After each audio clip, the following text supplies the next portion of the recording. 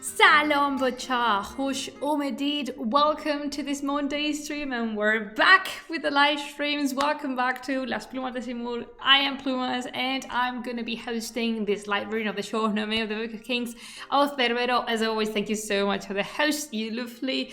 How are you, bacha? Long time no see. Hi, Plume. Hi, Zarabis. Hello, local Persian. Hello, Naim June. Hello, Pichu. Hello, Chris. Oh, thank you for that host, Pichu, as well. That's much appreciated. How are you? I missed you, and I have to tell you, all right, oh god, I need to take this out of my chest now. But something incredibly beautiful, and I'm not gonna deny it. It is really odd for me happened as I got recognized today by one of you, and I cannot quite describe the feeling of it. At first, I was very embarrassed of it. I did not know how to react. And hello, Rose. Happy to see you. I'm happy to see you here too, Naim. And so yeah, I got recognized, and it was. I don't know. I want to keep everyone's privacy, and I'm not gonna say any names, or I'm not gonna say where it was, but I was, and it was in a bookshop. I was asking for a book to be, delivered for me, and this lady, this butcher, was kind enough to be asking. She actually asked me if I had read or know anything about the Book of Kings, because in fact the book I was asking for is a book about the Epic of Gilgamesh, and she was asking me if I had read the Enuma Elish, the Babylonian poem of creation. And then she said, oh, by any chance, do you happen to know the Book of Kings, the Persian book? And I mentioned that, yeah, I worked on my thesis. And then when she was asking for my, just my data and to take my name in case the book, when the book arrives, they could deliver it to me and give me a call, she looked at me and she said, I know who you are. And then she turned to her colleague over there and she said, this woman is Plumas from Las Plumas de Simul. And I swear at that moment, I had a tiny voice in the back of my skull shrieking like an asshole, like, ah! And, no. And I had this urge to turn around and run away. I don't know why, but I really wanted to. Just wanted to just escape the situation. But she was lovely. She's been following the project for so long. So hi, if you know who you are, thank you so much. You've been so sweet and lovely. And I am very sorry if I acted weird. I'm not used to this whatsoever. For me, the last thing I expect to be is recognized because of these when I go outside into public. So oh God, it's been lovely. It's been beautiful. It's been really weird. And do not get me wrong, she was great. She was lovely. And if you see me, just do not, I don't know in which circumstances you might recognize me, but if you do, you can come. Oh, sorry, Lulu June. So you can come and say hello. I'll probably do something or behave as humanly and properly as I can muster in that moment, but oh my god, I think I made a fool of myself because I honestly could not believe what was happening. So yeah, that's my tiny anecdote for the afternoon. How was everyone else doing, eh? How's everyone else? Let's just take Cringes, this is out already. So did you have a good rest? Did you have a good holidays in case you celebrated one? And hi, nice to see you again. Thank you. Nice to see you too. Oh God. Yeah, hopefully I didn't actually make a fool of myself. Oh, that lady was so cute. She was like the cutest thing ever. And she mentioned that she's been following me for so long. And she actually she said that she knows of the Book of Kings because of me, and that she knows it's better to say Iran than to say Persia to refer to the geography of the place. And I felt very happy about it. It was like, God, I taught someone something. And oh, you went back to university today, and how was that? How was that? Were your students as happy to see you as I am to see you here? You did celebrate your holidays, local Persian? Is it weird? Are you teaching in person currently because of the thing going around?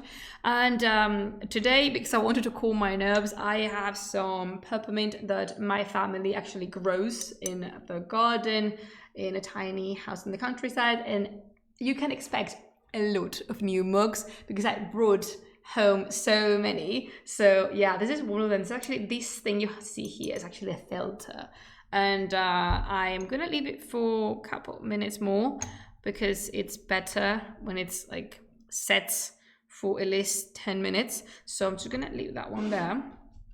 Oh wow, is the music still on? No, I had like this feeling I was still listening to it.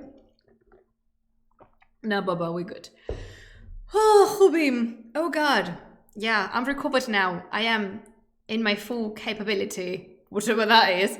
I can do this. I can do this because as promised to Naim June, do you remember? Oh, that must be an equally rewarding and terrifying experience to be recognized. Yes. I could have not described it better. It's really odd. It's really weird. It really shocked me. I could not react for like solid 15 seconds, and as this woman was looking at me expecting an answer, like a reaction from me, and I was just standing there considering seriously to run away, just turn around and run away as fast as I could, but I didn't. I read your tweet, by the way. I'm sorry some people are so close-minded that we're studying Persian literature. That is actually okay. Thank you so much. All right, in case you don't know what local Persian is talking about, someone considered that since I'm not Iranian, it's offensive that I use Simorg in the project's name, and they didn't quite like it. I invited them to see what I do on my channel, but they consider it vulgar and ordinary, just like... I was taking their culture, which is something very upsetting for me to hear, because it's not the moment to build walls between Iranian culture and the rest of the world. If anything, we need to do the opposite. And I've seen this sometimes, not as often, and it's not as often as to be worried about it, but it is true that some people have commented that I am not entitled to study something because I'm not Iranian, and because I'm a white Western woman, which is like, oh no, El Diablo. And but yeah, it's just few people. It's not the regulars, absolutely not. I had a massive welcome when I was in Iran, and people were warm and welcoming, and very surprised that me, having zero relationship whatsoever with Iran or Iranian culture, was studying the Shāh-nāmeh. So I'm really thankful for the support. I'm really happy that you don't think I'm stealing from you, because as Pichu says, culture cannot be owned, and I dedicated a whole 4 years of my life, a full thesis, to the figure of Simurg. So maybe there is a tiny chance that I know what I'm talking about. What is that? Oh, hey, you're local. I would not be terribly surprising if you were in fact the most publicly recognizable scholar on the Shāh-nāmeh in the world. Crazy as it sounds. You know what? It does sound weird, but when you put it that way, that makes sense, doesn't it? Huh. Anywho, that's for an introduction. Today, as promised to Naim June, enjoy. I promised this to you, and I'm delivering. Today we are continuing with our live reading of the Shāh-nāmeh, the Book of Kings, because I have to admit I left in quite a cliffhanger the moment Afra Shah was about to invade Iran, but we stopped. We stopped just there where people were actually getting, warmed up and prepared and all ready to go ravage the country of the Iranians. Yay! Is it in Persian? What is it in Persian? The more people know about my fat Zal, the better. Is it your favorite? He is my favorite. I mean, absolutely not. My favorite is Simorg, and then Zahog. I know. Do not judge me. Do not judge me. I'm entitled to my own tastes, and yes, my favorite character of Shāh-nāmeh is Zahog. I'm not judging you. You should not watch it. You just not judge me.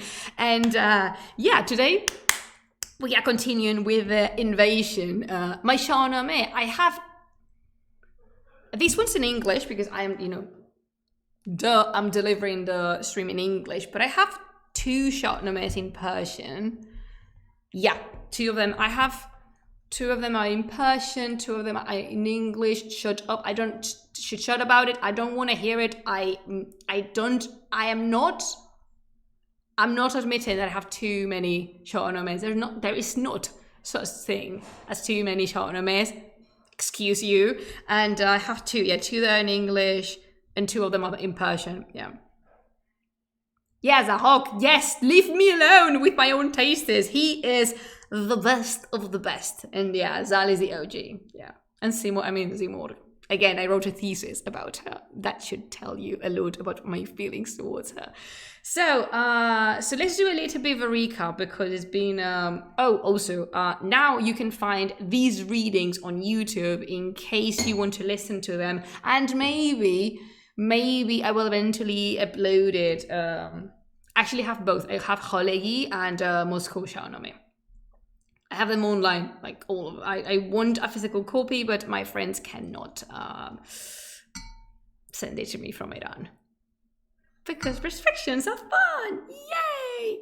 And I'm losing my train of thought because I am taking out. See, as I told you before, this is the filter. This is where the peppermint is put, and it's been rested for quite enough, so now we're taking it out. But I'm gonna put the lid on top. I actually don't know if this would do anything to keep the peppermint warm, but yeah, there we go. And all right, how should I? So basically, Manouchehr dies, and that's not convenient for anyone in Iran because now the throne is, so to speak, up for grabs. There is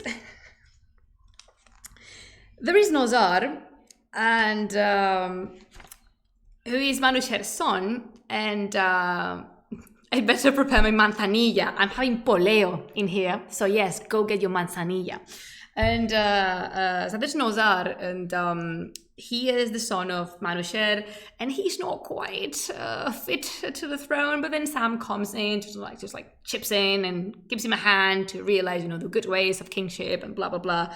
But then in Turan, there is the monster that is Pashang, who is a bastard and is a bad person, and his son Afrashab, who's dying for some bloodshed. He just cannot help himself. He really wants to shed some Iranian blood.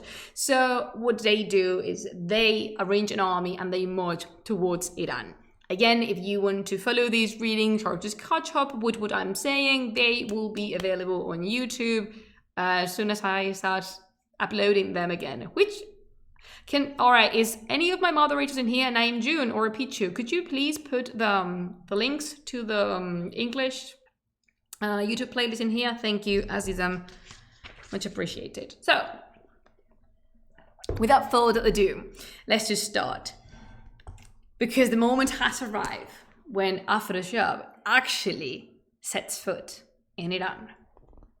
When spring's new growth gave the plains the appearance of silk, the Turks and the Turkmen prepare for battle.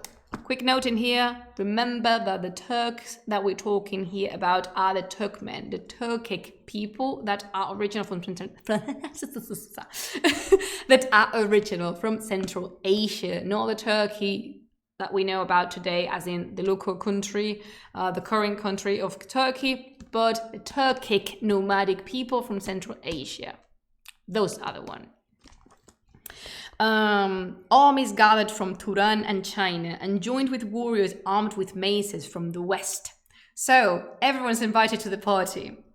So massive were their forces that they had neither center nor edge, and Nozar's fortunes began to fade. Oh my god. You're gonna get it good, Nozar. I mean, I'm really sorry to be the... Yeah, they have no relation to the bird turkey, just in case. Thank you, Pichu. Exactly, they do not. The news that Turkish army was approaching to the Oxus reached Fereydun's successor. Fereydun, we miss you. What did you have to die? And And the Iranian armies left the imperial palace to gather on the plain. Under Qaren's command, they set off for the Heston, with Nozar following in the rear. The wall was filled with rumors, and as the army came near the Heston, the sun was obscured by their dust. What is that? They're not Turks at all. Actually, they are East Iranic nomadic people. Ferdowsi made a mess there. Yeah, he called them Turkmen because I think he was thinking about all the tribes, actually. Is there any relationship between the Seljuk Turks and the Turkmen mentioned here? No, the Seljuks came actually after this book was finished. By the time Ferdowsi finished the Shāh-nāmeh, those in power were the Ghaznavids, who might have some connection to what now we understand as Turkic people, but no. They don't have any connection to them right now. Before them, there were the Samanids and the Buyids, and before there were the Sasanians, and there's no Turkish people involved up to this point. That's a very light statement. But what I mean is that there's no Turks as we study them in history right now. There's not the Seljuk Turks. There's not the Rum Turks. No. These people arrived later. So Seljuks were not descended from them in any way. Actually, they did. The Turks from, the Seljuk Turks and the Seljuks from Rum, they do descend from the Turkic nomadic people, but as Sandwich was saying, this is just Eastern Iranian people, Turkic people. But Ferdowsi talked about the Turks because he did not really know, there was not references. Remember, this is the heroic era, so there's not a historicism effort behind this. So he just kind of made it up a little bit, and he put there the Turkic people because, they were there. The Turkic tribes were in Central Asia, so that's more or less where he located Turan, the land of the Turks, and the Turanians after Tur, Feridun's son. But there's no Seljuks in here yet. I wish, but Ferdowsi died first. What's to be done? Nozar's pavilion was pitched in front of the town. He had no desire to fight within the city walls and did not delay there for long, because you know what's coming for you. Ferdowsi thought the Turks have always been in Central Asia. Well, in fact, the Turks mainly started ruling at the time of Western Turkic Khaganate at the 6th century. Ferdowsi just slapped a name on them, more or less. Yeah, Ferdowsi did not quite a good geographical research about this one. Yeah, he just needed an opposite. He just needed a nemesis, an enemy. So he picked up this one. Could have been anyone else. Believe me, it could have been anyone else. Is this ready to drink? Am I gonna burn my tongue? Slightly. Where was I? Lost it. Okay. Campaigning in Armon, Afrasiab chose 2 Turkic chieftains, one named Shamassas and the other one named Khasbaran. Gave them a force of 30,000 cavalry. Really though? Turk can simply mean nomad in Persian. There you have it. Yeah, there you have it. That's a beautiful explanation. So do you remember neighbor makes convenient enemies, I guess? Absolutely. Yeah, they do. So do you remember that when we started reading the Shāh-nāmeh many moons ago, do you remember that I mentioned that sometimes numbers are actually not representative of the size, of the length of the armies, and they're just put there as a sort of exaggeration, as a literary motif to make you feel the vastness of the enemy's army? In this case, we find it that way again, because here it says that Afrasiab gave the chieftains 30,000 cavalry units, which is not impossible, but it's not feasible because you need quite a lot. And believe me, there's no possibility that army would have been that big. But the number 30,000 is not a number to be taken literally. It's a figure of speech. Basically, what they're saying to you is this army is huge. That's it. And and these 30, imagine the smell. Imagine having to feed and groom 30,000 horses. Ferdowsi didn't have horses of his own, or at least probably he had people who take care of the horses for him. And and they gave them a force of 30,000 cavalry and sent them to march on Zabolistan, where they were to attack Zol. "Don't you dare set one of your dirty fingers on my beautiful boy Zol." News had come that Sam was dead and that Zol was building him a tomb. Afrasiab was overjoyed at this, since he saw that the Iranians' fortunes were declining. Kind of, yeah. He marched on Dehestan and pitched his pavilion opposite the town. Who could count his forces? But multiply 400 by 1,000 and you will have some notion of the army's size. I mean, a big army, okay? That's very exaggerated. The very mountains and sands seemed to seethe within their presence, and all the desert was filled with warriors on King Nosar's side. There were 140,000 men, all mounted and ready for war. Afrasiab surveyed his army and at nightfall sent a messenger with a letter to Pashang, which is his father. It is almost feasible. In Karai, Surina had 10,000 cavalry. We're talking about 30,000. And now, on the opposite side, we're talking about 400,000 people. I'm not saying it's not feasible. I'm just saying, in this case, in these big battles, you can find this all over the Shāh-nāmeh. When the battle is about to be epic, and there's a clash between two massive forces and powers, the numbers skyrocket, let me tell you. And Ferdowsi does this as a way of putting more emphasis in the importance of the battle on the one hand, and then in the importance of the leaders that are commanding these armies. Yeah, definitely a logistic nightmare. This is lovely, by the way. So yeah, Afrasiab surveyed his army and at nightfall sent a messenger with a letter to Pashang, which is his father, saying, "We have sought to conquer the world and it is within our grasp." Have you mentioned that Afrasiab is not up, like the lights are not all on upstairs. Guy is a psychopath, okay? I'm not saying this. He is a psychopath. If we reckon up the forces at Nosar's disposal, we see they are mere prey for us, and we shall hunt them down. And Sam is no longer there to fight for his king.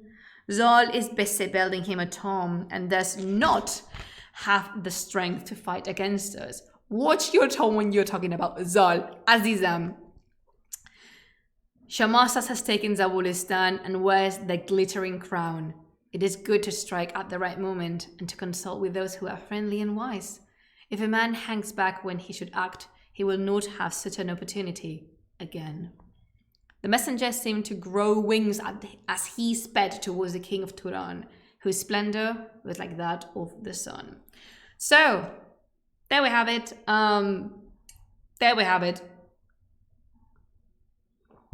Zol has been not defeated, because Zol has not been defeated, but how to put this? So Sam has finally passed. Do you remember that we said that the time of Sam was about to be consumed?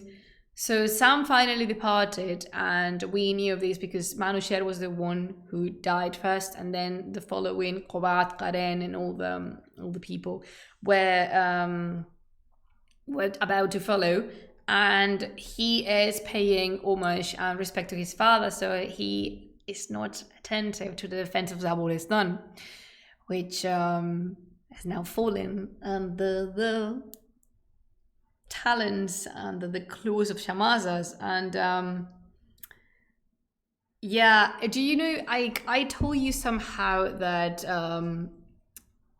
when one character from a generation passes, that's an indicator that the ones that grow up with him and are considered his friends are about to do the same thing. The first one was Manusher, then we have Sam, and now we have Qobad, because Qobad is about to leave the stage. When dawn showed about the mountains, the advanced troops of Afrasiab's army reached Dehestan.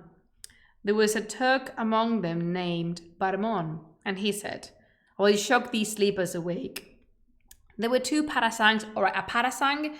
It's a measure, and I know I have to be a little bit more, I need to talk about this if you want to, but let me tell you, I'm just gonna look for it because I don't know the exact. Farasang is actually the Arabicized version because P does not exist in Arabic, so they put an F. That's the reason pars is now fars.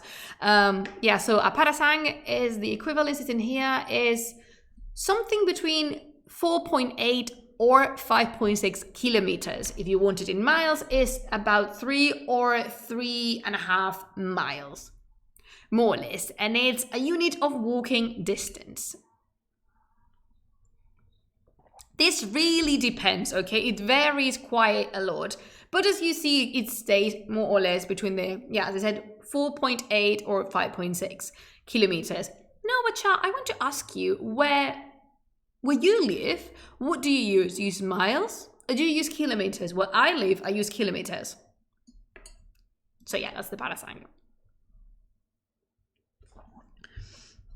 I am curious about that one, so if you can tell me, I will be delighted to know.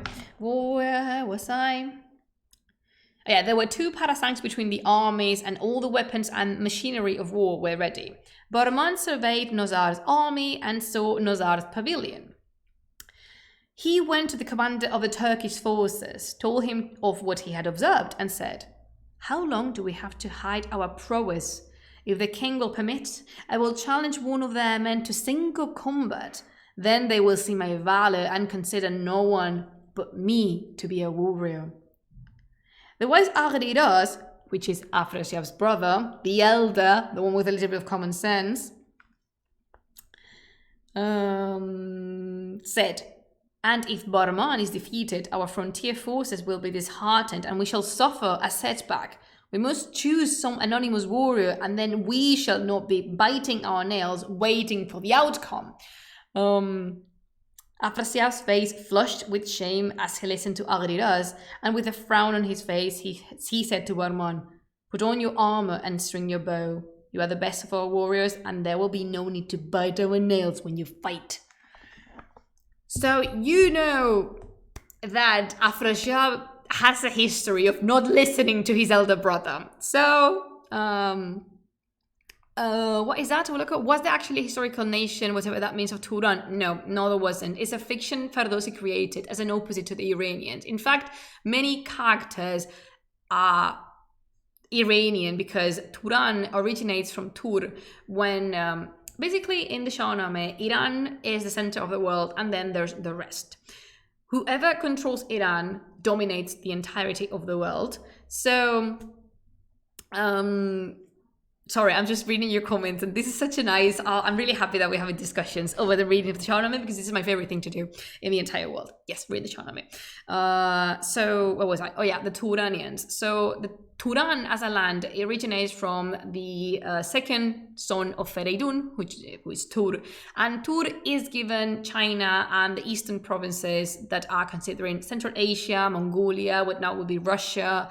All of that is given to Tur, and he's not content about it, and you can learn of what happened after in all the chapters and all the live reading episodes. But basically, after Tur, the Turanians appear, and that makes them Iranians to some extent because they were born from an Iranian king who is Fereydun.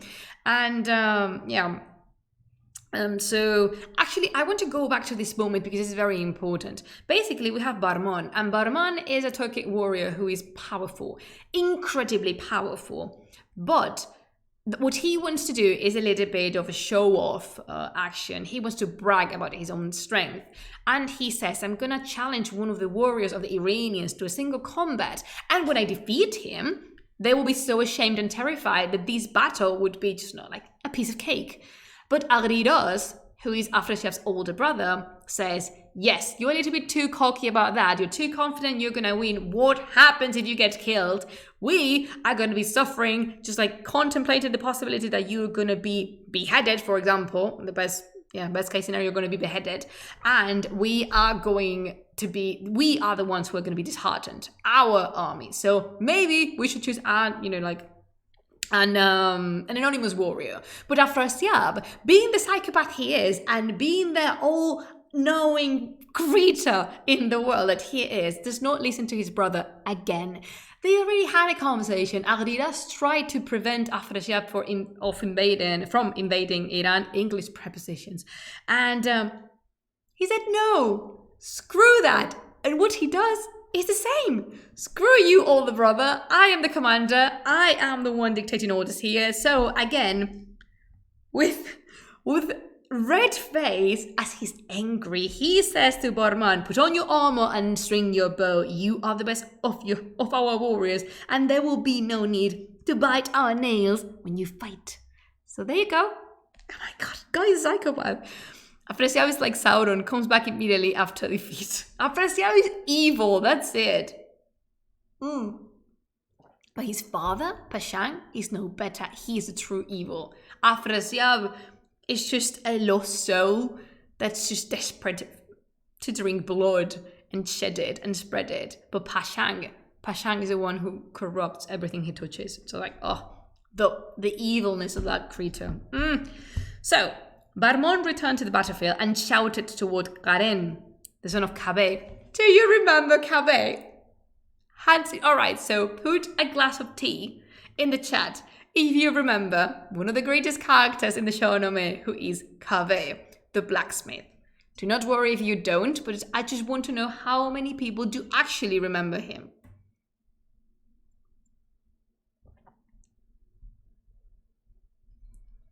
Where's Piran Vase in the midst of this? Vase? I don't know exactly what you mean there. I was only hearing because I'm still working hot weeks, but now I'm here 100%. Más o menos. Más o menitos, hay más o menos. Más o menos is good. Of course you do look up Persian. So Kaveh is a blacksmith that pays Piran Bise. Okay, so after. He appears after. Just like immediately after, actually. Yeah, in the second part. Yeah, Piran Vizier. How is it? Is it Vise? Or I always say Vise. How do you say it in Persian?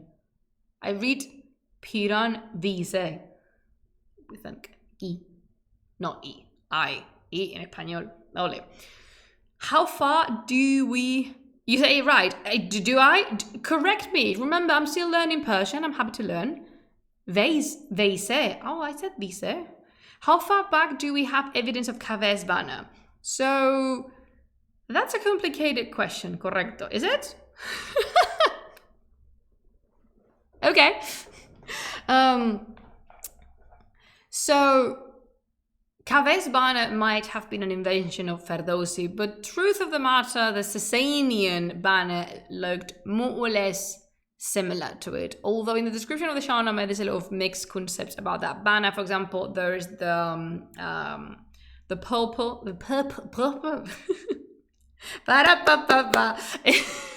the purple color, which is a connection with the representation of power in the Eastern Roman Empire, and there's a lot of about those symbols going around. But I will have to look up that one for you, Oloko, if you might remind me. So yeah, Karen, does it appear of narcotic coins? I'm not sure about that. Maybe someone in the chat can answer that question, but I am not sure. I could not tell. Like that at the top of my head, I cannot tell. I don't think it does it? I really don't. I've seen it on Sasanian coinage, but not in Azazid. Again, I might be completely wrong or forgetting something important, but... So, back to the battle. Don't you want to know what happens? I'm dying to read this part. Is it weird that I enjoy it? So, Karen is someone very, very important, okay? Yeah, we don't have information on this, and as much as I love Ferdowsi, there's a lot he and the local tradition, not only he as a, like, to the Harana, exactly. To the Harana, thank you. We need that command. We need the command jarana. I am gonna make it. I'm sorry. I just need to. Yeah. You can continue the conversation. I need this. I need this as a thing. Oh yeah. Oh no. Definitely. We need the command jarana.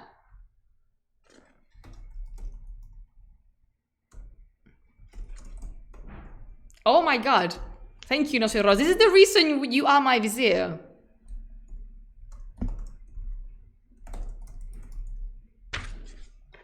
That's it.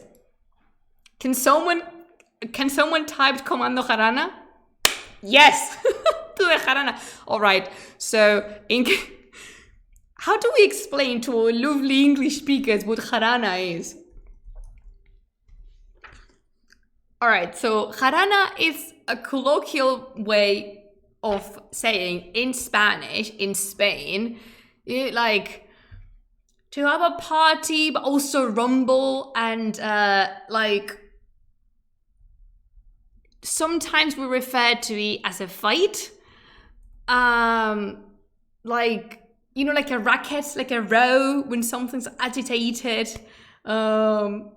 You don't even know what it means. Yes, because Naim is not from Spain. It's something very Spanish, as in like very, very from my country of origin. Like a brawl. Yes, like brawl. Brawl would be a good one, don't you think? Yeah, racket, commotion, roll, like a mess. And sometimes we refer to it when people fight. We call it jarana. So thank you. I just taught you something.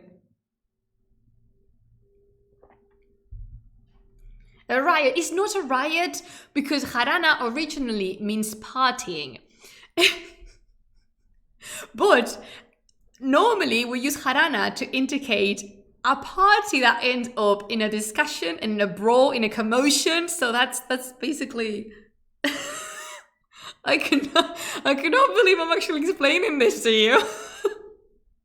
But yes, I'm gonna type it myself. Oh my god, I'm so excited. I need to cheat. To the jarana. No, to the jarana. I love this project. Oh my god. Riot can be an English slang for a wild kind of party. Maybe we'll have that. In Mexico we say pachanga, but it's a hardcore party. Yes, pachanga is something we use in Spain as well. But pachanga is more relaxed, at least here in the peninsula. It's much more like a relaxed way of just like enjoying, everyone's enjoying themselves and dancing and carelessly and freely. But jarana is like, no. En la jarana, tú sabes, en la...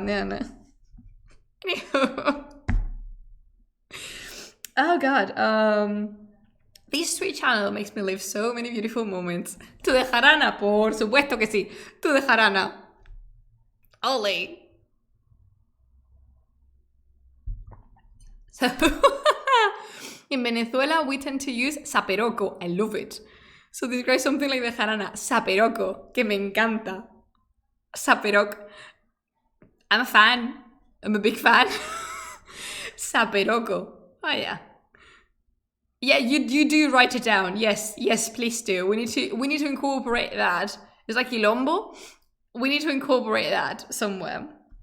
So Karen, okay, we're in the middle of a big fun.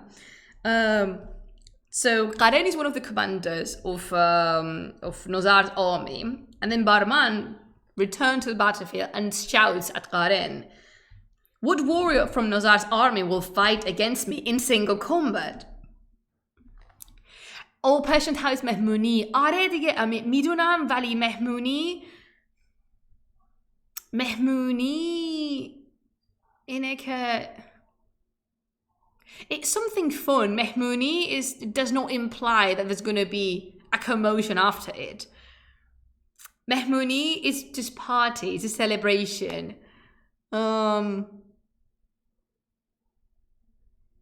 You see, Mehmooni bat nist. Persians use party too. Party. I miss Iran so much. And I miss speaking to my Iranian friends. So yeah, it's not Mehmooni. It's a violent Mehmooni. Something we have here in Spain. It's cultural, do not worry. You don't need to assimilate it. It's just a gathering of family and friends. Yes, but jarana is something different. Jarana means jaleo. Jarana means brawl, means commotion, means discussion, means fight. Because that's how we do things in here. Again, it's cultural. It's cultural.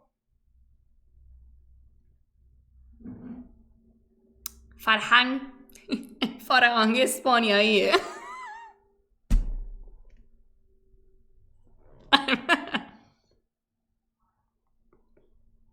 Why would you want to violate Mehmooni? Because it's something we do. We don't throw things at each other's heads. Or maybe we do, but we like jarana. This is the way we do things. It's a cultural thing. Do not need to assume it. It's just a word. But I just taught it, deliver it to you. You're welcome.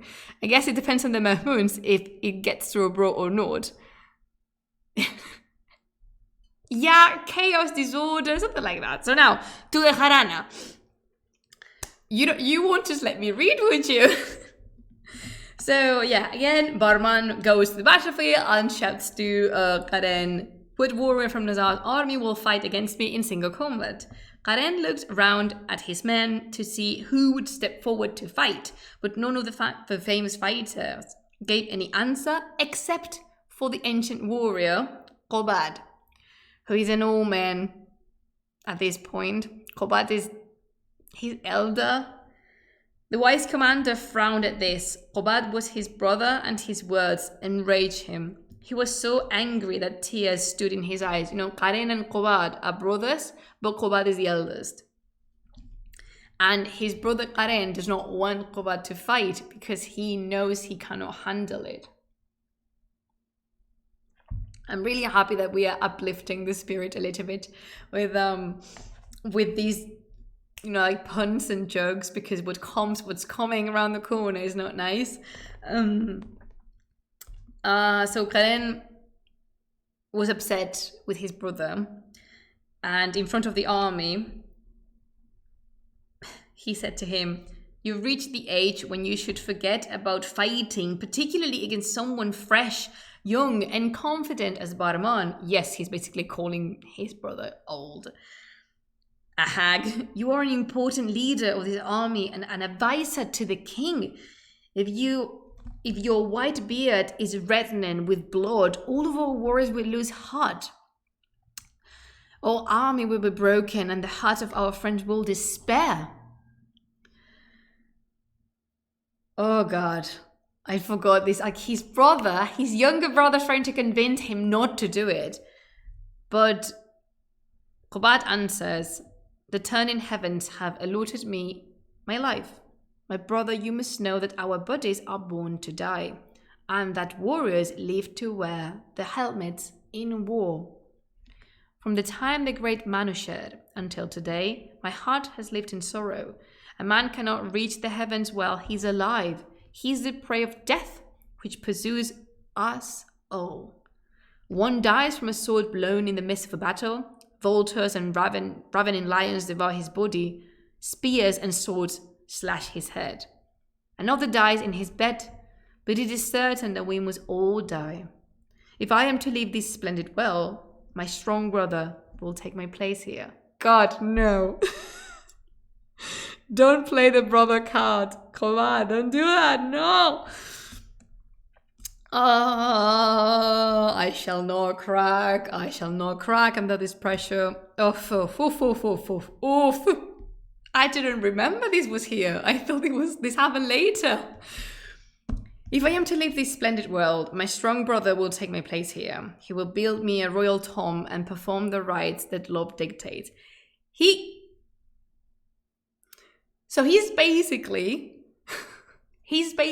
foreseeing his own death, and he is foreseeing that his brother is going to take good care of his corpse and honor him in death.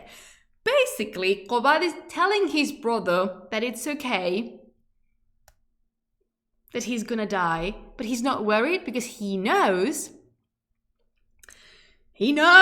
that he will be in good care because his younger brother would stay in this world. Ferdowsi, you like playing with our hearts so much. God. If I am to leave this splendid world, my strong brother will take my place. He will build me a royal tomb and perform the rites that love dictates. Because he loves you, doesn't he? He will wrap my head in camphor, musk and rosewater, and lay my body down for its eternal rest. Allow me this, my brother, do it for me. Farewell, and may you flourish in the world. What does one do after reading this? Imagine your own brother, your older brother, saying those things to you. This is his farewell.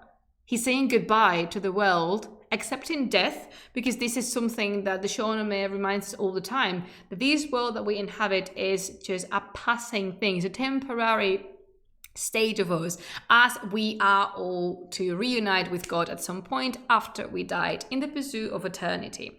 So also, this is very interesting because Qubad is he's just so peaceful and tranquil about the thought that he's going to die because he accepts destiny. Remember, I've said this a million times, but the role of destiny in epic poetry, this is not just something in Iranian poetry, it's actually all around the world. The role of destiny is key, is pivotal because it determines everything. Destiny could be embodied by a million, like a plethora of things, deities, supernatural forces, God in this particular case. Destiny as destiny itself, for example, but it always gets what it wants. And in this case, the Shāh-nāmeh does not miss an opportunity to remind us, first of all, God's will cannot be, just cannot be slalomed. I just forgot. There's no running from destiny. Exactly. Oh, there's a word. There's a word. But how do you say esquivar in English? It just left my mind completely. Can you help me with this one?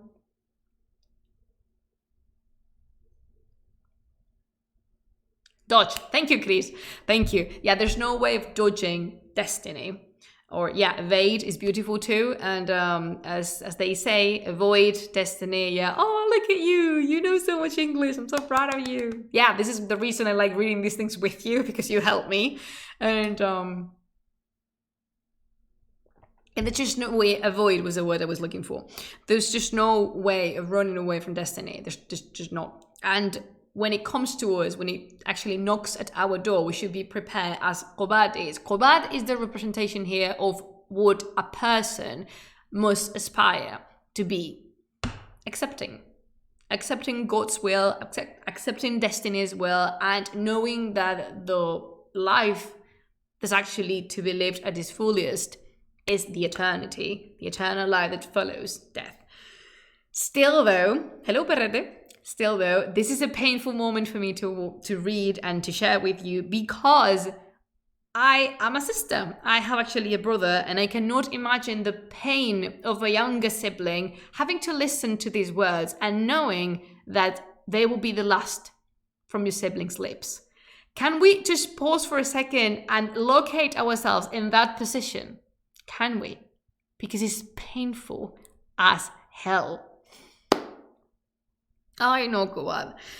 So when he had finished speaking, he grasped his spear and went out to the battlefield like a maddened elephant. Barmon said to him, "Time has delivered you to me. It would be better for you to wait, since fate itself is ready to demand your life from you." Qubad replied, "The world has given me my time. A man will die when his time has come, and cannot die before that." Oof. At that, he urged his black horse forward, giving no respite to his warlike soul. From dawn until the sun cast lengthened shadows, the two tried their strength against one another. But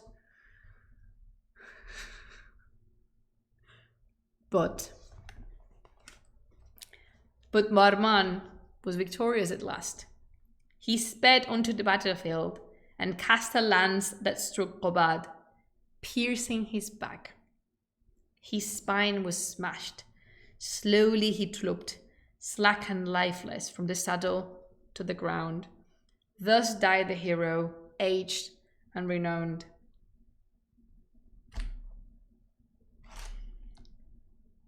So Qobad is killed, and Karen is devastated, as you can imagine.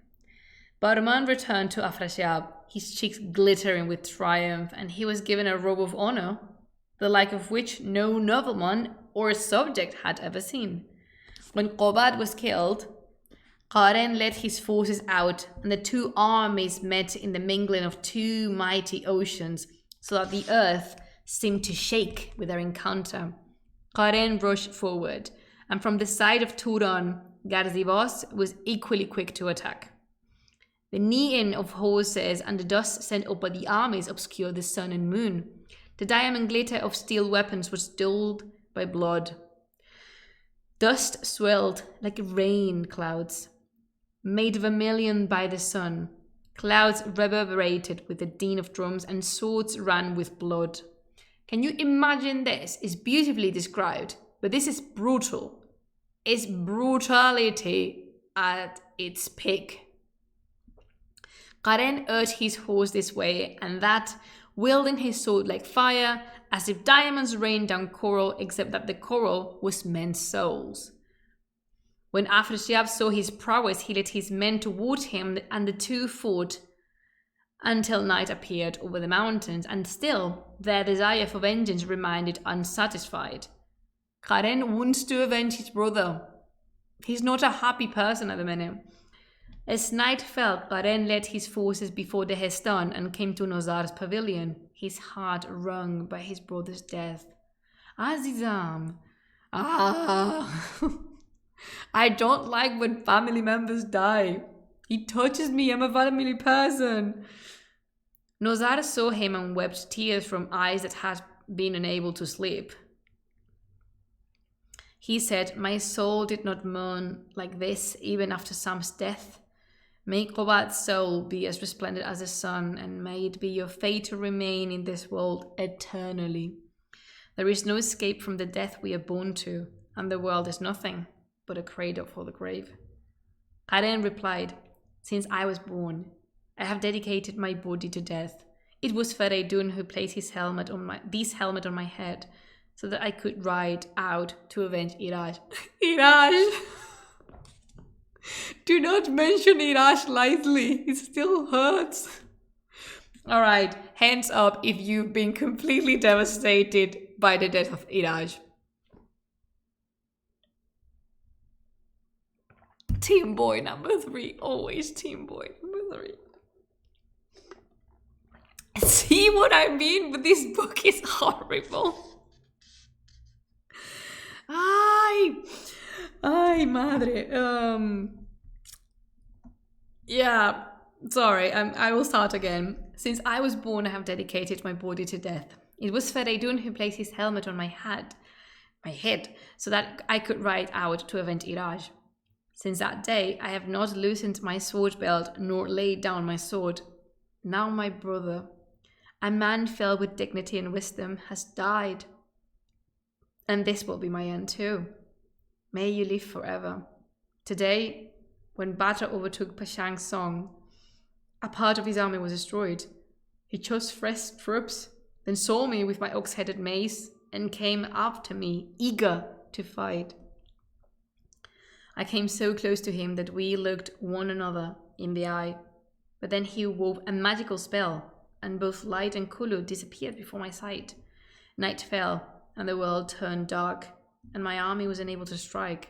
It seemed that time itself was ending, and that the sky had retreated beneath the earth, and we had to draw back from the battle in the dust and darkness. If I close my eyes, it's like Daenerys Targaryen talking. Thank you so much. That's such a nice compliment. So you can see how devastated and demolished emotionally Karen is. He's lost his brother and he has not the strength to follow. He knows he shall die soon too. And he mentions here that Afrasiab can perform magical spells. Actually, he can. And remember, we've commented on this already, and there's a video on YouTube about this if you want to check that one out, about magic and what kind of magic is allowed in Iran and why some people are allowed to do magic, like, for example, Jamshid, Tahmuras, Hoshang, and why some people are not allowed to and frowned upon, for example, Zahog or here Afrasiab. It really depends. The duality is kind of a double morality situation, I have to say. But yeah, so just Karen is so sad and so destroyed. Oh god, I'm very sad. I mean, I might not look like it because I have this bright expression in my face, but because I'm talking to you. But this part makes me very sad because it does. It really does. On both sides, the army rested. Thank you, Azizam. Thank you so much. On both sides, the army rested, and on the second day, they renewed the battle. The Iranian forces formed ranks, as was customary during the Khayanid kings' wars, and when Afrasiab saw them, he had his army's brazen drums beating and their ranks drawn up. The sun seemed to go into hiding behind the dust sent up by the armies. The give and take of battle from both sides begun, and the plains became indistinguishable from the mountain slopes. The two armies clashed with such force that blood flowed like a river. Can we actually imagine a river of blood? How much blood is required to do something like that? Wherever Karen attacked, blood mingled with the dust, and where Afrasiab's dust rose up, the plains streamed with blood. So basically, what you need to portray in your head is these two warriors advancing slowly but steadily to each other, leaving behind a trail of blood and looking at each other in the eyes because they know they're going at each other's neck because they want revenge. Both of them do. From the center of his troops, Nozar rode out against Afrasiab, and the two leaders then flung such spears at one another, each writhed like a snake in twisting out of reach.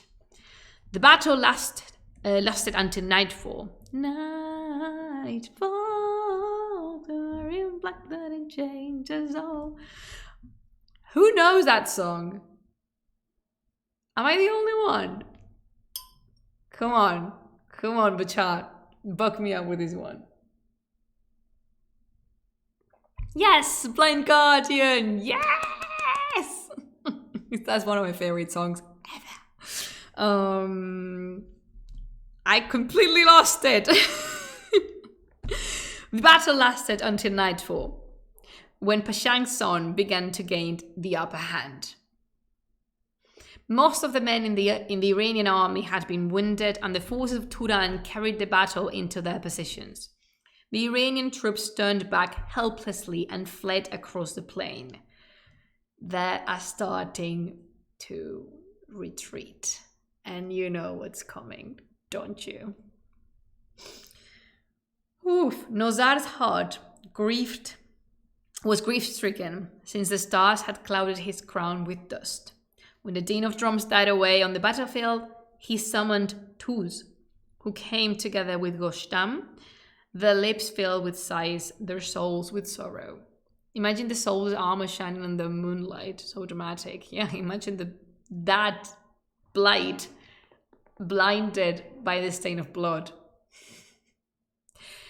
We romanticize war so much, and we should not, by any means. If anything, we should be aware of its terrors, but we do romanticize war a lot. This is not fun, Macha. This is absolutely not fun.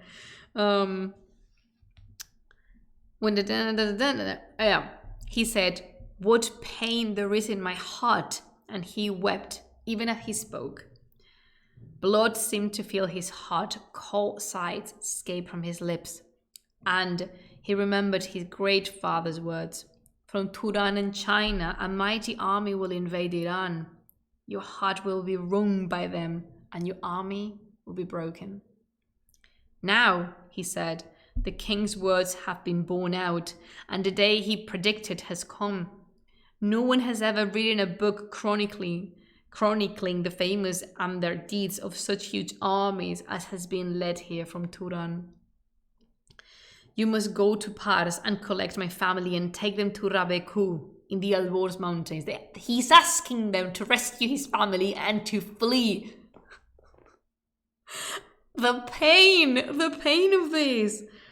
Hide your departure from your troops, because if they find out, their hearts will be broken. It will be further wounding a wounded man. But in this way, 1 or 2 people of Feridun's seed might be saved from this innumerable host of enemies. They want to, people enjoy being alive, they do. And he's asking them to go save their family because they are the only ones who are left from Feridun's lineage, and that should not be lost. And I do not know if we shall see each other again. Tonight we shall make a last effort at resistance. Keep a watch day and night, and stay aware of what is going on in the world. If you hear bad news about our army and that our imperial glory has been darkened, do not fall into despair, because the heavens have ever been those, killing one man in battle and giving another happiness and a crown. A man who has been killed like this is, a man who has been killed is like one who has died. He quivers for a moment, and then is at rest. Then he embraced his sons and wept. Tus and Goshtam, by the way, are Nozar's sons. And he's asking, basically, go home in silence, find your mother, find your sisters, find your other brothers, and run away and do not look back. Oof. And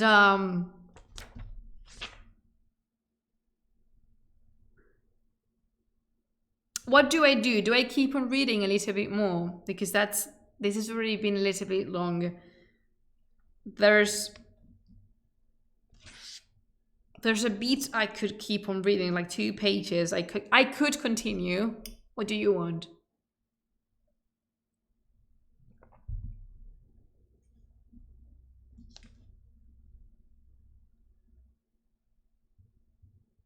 Don't ask me that. The answer will be always continue, please. That's the sound. Thank you.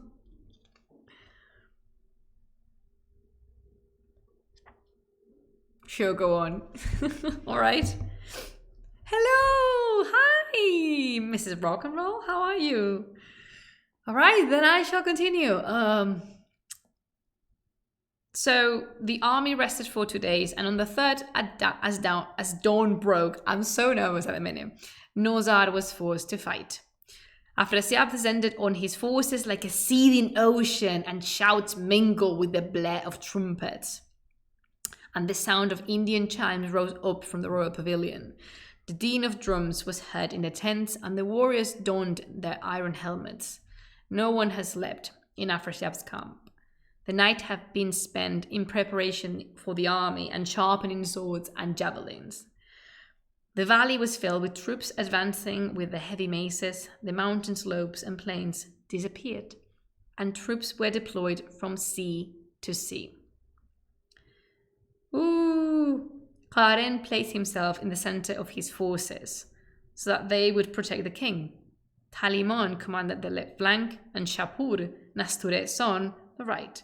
This is not the Iranian, this is not the historical Shapur, okay? It's just a name. He's just a person. From dawn till dusk, neither the mountains nor the sea nor the plains could be seen. But when the spear's shadows lengthened, the Iranian forces were broken. And as their luck declined, so the Turkic people gained the upper hand. Shapur's troops were routed, and Shapur himself lay dead. The Iranians fled from the Turks toward Dehestan and occupied the citadel. There were only a few approaching to the fortress, and they fought hard throughout the day and night to defend them. In this way, they gained some respite. Nozar established himself there, and the way was blocked to the enemy's cavalry. Afrasiab dispatched a Turk called Karahan to Pars, telling him to go by a desert road and cut off the Persians' baggage train. Oh, he's sending someone to the chase because he knows the family has escaped. Jesus. When Karen heard that Afrasiab had sent out a detachment of troops in the night, his fury knew no bounds, and he came to Nozar like a leopard, saying, "Look what this deceitful king has done to you. He has sent innumerable troops against all armies, womenfolk, and if he captures them, our nobles will be in despair, and they will hide their heads in shame. I must pursue these Karahan. You have provisions here and flowing water, and the troops are loyal to you. Wait here and keep up your spirits, as befits a brave king. So, what does Nozar do? He says no. He says no.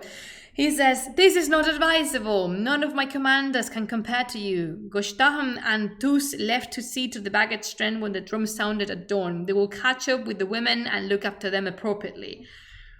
You know they're not, right? You actually know in your heart that they are not gonna be alright. And they are not look after them proper. I am so mad. Nozar Azizam, you had one job. They sat to their food and called for wine, and for a while they dispelled sorrow from their hearts. No te jode. Sorry. This genuinely makes me mad. Makes me mad. I cannot even English anymore. Then soldiers gather in Karen's quarters. Karen. And their eyes were as filled with tears as winter clouds are with rain. They spoke of this and that, and they said, we must go to Pars. We cannot accept this decision if the Iranian army and the Iranian womenfolk are captured by our enemies. Thank you for the host. If the Iranian women are captured by our enemies, if they take our wives and children prisoner without us putting up a fight, who will ever dare lift a lance again in these plains? Who will be able to rest or sleep? Shirui, Keshbad and Karen discussed this at length, and finally, when half the night has passed, they decided to leave. Ghazadahum was holding a fortress to which Barmon has laid siege with his elephants. Someone else. It was he who had inflicted a wound on Karen when he killed his brother, and Karen longed for vengeance. He attacked like a lion and gave Barman no chance to retreat, hurling a spear into his waist and shattering his spine. Good job. Barman's forces lost heart and fled from one another in disorder, and Karen and his troops pushed on towards Fars. So Karen avenged his brother. He shattered Barmon's spine. Yes, exactly. Do you see how when there's an act of vengeance, normally the character kills the person in the same manner, in the same way the avenged disease was killed. That was poorly explained. That's such a poor explanation, isn't it? Okay, let me try to rephrase it. In the Shāh-nāmeh, when someone dies, when someone's murdered, and there's an act of vengeance, the character who's avenging kills the person in the same way, in the same manner as the former did. And it's very interesting. I mean, it's like emphasizing the sentiment of vengeance. And so, of course, now at this point, everything is chaos in the Iranian army. Karen has left, and Nozar did not approve of this. Barmon is dead now, so Afrasiab needs to, get his shit together a little bit. So when Nozar learned that Karen had left, he came hurriedly after him, hoping to escape the evil fate that threatened to trample him underfoot. As soon as Afrasiab heard about Karen's flight across the desert, he gathered his troops and set off in pursuit. They made good speed and closed on the Iranians, pursuing him through the night until dawn. The world was darkened with the dust sent up by the galloping riders, and finally, it was Nozar who was captured, together with 1,200 of his troops. That is a precise number. The captives were led in chains before Afrasiab. Hello, Typhoon! Azizam, how are you? Then Afrasiab gave order that his men were to search the caves, mountains, and deserts to prevent Karen from escaping. but he was told that Karen had already departed because he was worried about what would happen to the Iranian women and had killed Barman. Afrasiab said to Barman's father, Bisset, who grieved for his son's death, Leopards hesitate to attack Karen, but you must take troops and go after him to avenge your son's death. So you see, it's just the eternal cycle of killing and avenging. It's just a constant loop of killing and revenge that never ever ends, because Qobad, who is Karen's brother, was killed by Barman. Barman was killed by Karen. And now Barman's father wants to avenge his son, and it just won't stop. It just won't stop. And unfortunately, we need to put some points. So here is the spiral of Harana. We are going to stop today. This is as far as we are going to go. Thank you so much for joining me in the reading of the Shāh-nāmeh. I really hope you enjoyed it. I've seen very, very much new people in here today, which is something I'm very pleased about. Thank you for joining us in the live reading. And it's a cycle of violence, and it legit never ends. It just does not. Hello, Clara. Oh, Claritas, and thank you so much. Oh, thank you so much for coming by. That's really sweet of you. Thank you for being so awesome. Oh, thank you. I'm not awesome whatsoever. I'm just very passionate about this. I really like the Shāh-nāmeh. Again, I wrote an entire thesis just about Simurgh. That should tell you something. And I'm really happy. I love the readings for the Shāh-nāmeh. I know these are not my most popular streams, but I don't care. I love it because these are my favorite. These are my favorite. And now you get to know all the characters that stuck with me, and that I really thank you. I'm really happy that I can share them with you, and now you have something to talk about, maybe. I love reading this part, and the emotions will run the pages to my brain. Yeah, that was so poorly read. It's just the emotion, but Merci. خیلی ممنون. That's the reason you're amazing. You have a passion and you make sure to pass it on to more people. Yeah, because I came so late, but love the last part. I was like a typhoon. I was this close to break down. This close. When Qobad says goodbye to Karen. Do not play with the brother card in this stream. Ferdosi. I don't know. Now I need to know before we depart, and just for me to be aware, if you live these readings as strongly as I do, or if you are affected by these situations as strongly as I am. Do you have siblings? Can you actually put yourselves in Karen's shoes? Because I do have siblings, and I just figure that I have to say goodbye and these awful words to my siblings, or that I have to hear those painful words from them. I lose it. The younger, just imagine your sister saying goodbye to you, saying, "Don't worry, I'm gonna die. Everyone has his turn, and now it's mine. But I'm pretty sure you will carry on with me." We don't go to battlefields together. As you should. It's healthy. Thank you for not doing that. Anywho, Chum, thank you so much for, I'm sorry that the emotions, I just realized that you've got a twin sister. Oh, that's cool. I'm no twin whatsoever. Do you mean identical twins, though? As in, do you mean gemela or do you mean melliza?